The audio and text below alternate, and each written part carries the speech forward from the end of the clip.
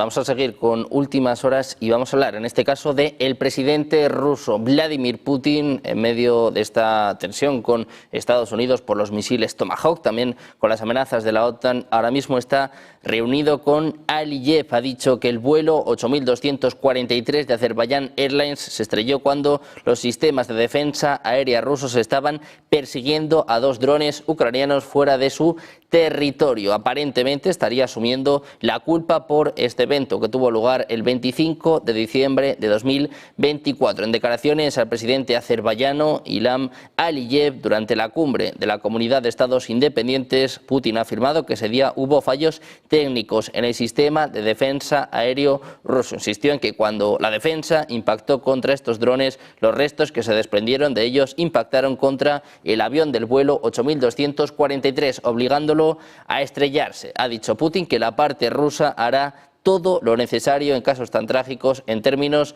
de compensación. El presidente ruso estaba diciendo ahora mismo al propio Aliyev que Rusia pagará una compensación por el accidente aéreo de Azal.